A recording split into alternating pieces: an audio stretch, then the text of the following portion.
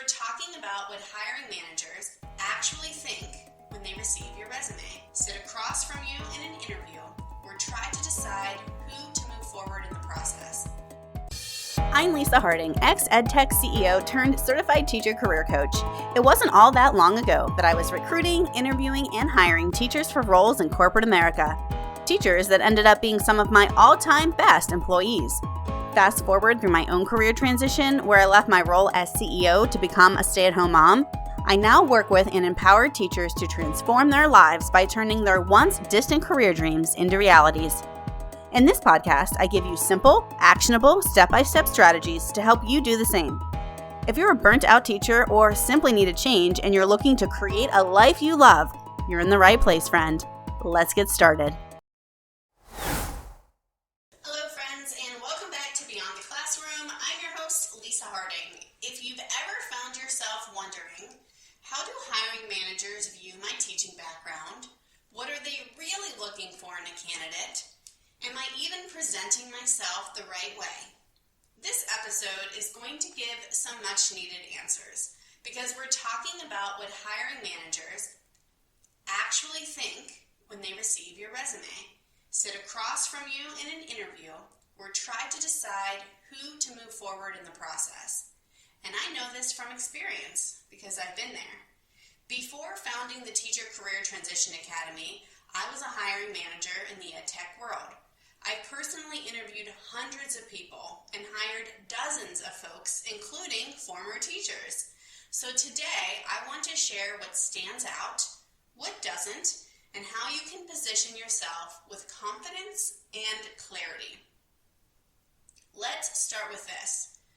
When I was hiring for my team, I looked at every resume through two lenses. Can they do the job? Do they want the job? I cannot tell you how many times I've interviewed someone who was clearly qualified, but sounded like they didn't really want to be there. Here's the truth. Passion and confidence are contagious. You don't need to know everything. You don't need to have 5 years of corporate experience. But if you show up with curiosity, humility, and energy, I notice. I've hired former teachers who didn't check every box on paper, but they convinced me they cared, they were adaptable, and they were excited to grow. That matters more than you think. That's exactly why I'm so excited for one of the panel discussions that I put together at our upcoming Teacher Career Transition Summit on Saturday, June 14th. It's called Educators on the Inside. Hiring tips from former teachers turned hiring managers. I'll be leading the panel, but I have 3 friends that I have known in the EdTech industry for years, and I knew them when they were former teachers. Now they are all in hiring roles in corporate America, and the 3 of them are friends too. So this should be a really fun, upbeat, and revealing panel about what hiring managers are actually looking for. The panel features Stephen Anderson, who now leads engineering solutions at PowerSchool, Tim Gwen, who now is in charge of global learning and development at Krispy Kreme, and Nick Provenzano, who leads training and content at School AI. These former teachers who not only made their own transition out of the classroom, they're now in roles where they're involved in hiring. They review resumes, maybe they interview candidates, they make the call. And in this panel, we're all coming together to share exactly what we look for and how teachers can stand out. Now, let's talk about something I know that you worry about, because all of the teachers I work with in the academy have this same question. How do I make my teaching experience make sense to hiring managers? And it's a great question, and it's a very important part of the entire process, from putting together your LinkedIn, to your resume, to sitting in that interview. Here are a few tips I give to every teacher I coach, and that I looked for as a hiring manager. You want to use outcome-focused language. Instead of created and delivered 6th grade math lessons, say designed and led 100 plus instructional sessions that improved math fluency by 25%. You can swap classroom-specific language for industry-aligned terms. Classroom management really is team leadership or behavioral support strategy. Parent communication is stakeholder engagement. Lesson planning is curriculum development or instructional design. You also want to focus on the skills that the company needs and that they're advertising in their job post. Look through the job post and you'll find words maybe like project management, data analysis, customer communication, training, facilitation, problem solving, documentation, etc. You have done all of these things as a classroom teacher. You just have called them something else. Hiring managers can't always translate teacher talk automatically, so you have to do that for them. Let me tell you another thing I've seen in a lot of interviews. Over-explaining the classroom and under-connecting to the role.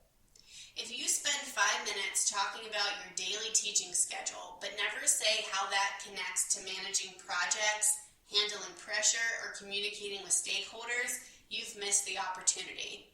Here's what to do instead. Read the job description like it's a lesson plan. Highlight the core skills they're asking for, and prepare 2 to 3 examples that show how you've demonstrated those skills outside the classroom context. And please practice talking about yourself with confidence.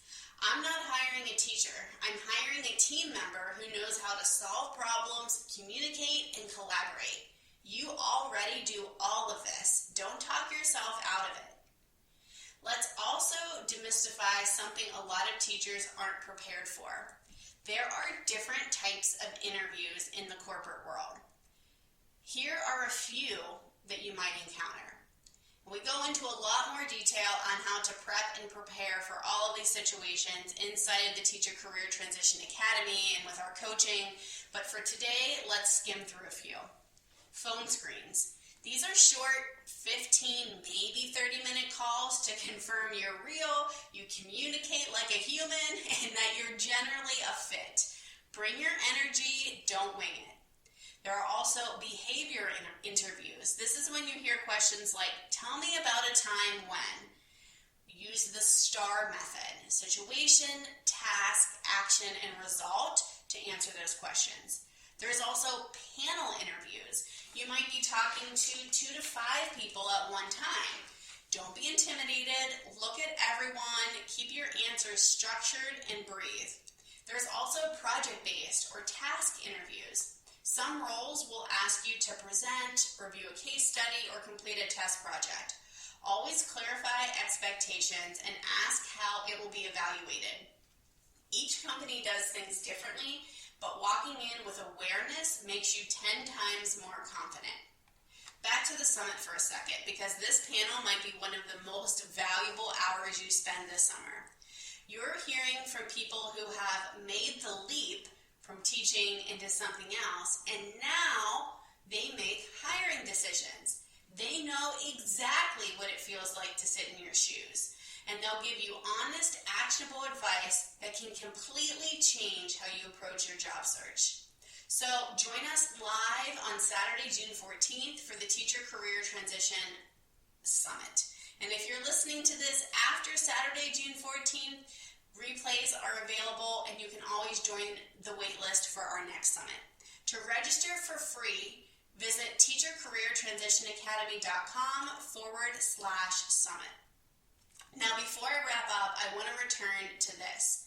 You're not just attending a summit, you are building a network. Here's what you can do. Send a message to a speaker whose story resonated with you. Connect with another teacher in the summit chat. Follow up with someone and ask what helped you the most when you were starting out. These small steps often lead to big breakthroughs. I've seen webinar and summit attendees land jobs because of follow-up emails, referrals, networking opportunities, so don't miss that moment. You're not just applying to jobs, you're building relationships. And that's often the missing piece that makes everything click. Thanks for being here today. You can make this leap. There are people, many of whom used to be teachers just like you, who not only believe in your potential, they're ready to help you bring it to life. Join us for the Educators on the Inside panel at the Teacher Career Transition Summit on June 14th. You can get your free tickets at teachercareertransitionacademy.com/summit. And remember, if you're listening after June 14th, there's opportunities for replays or getting on the wait list for the next one. As always, the journey is just the beginning. Embrace the adventure.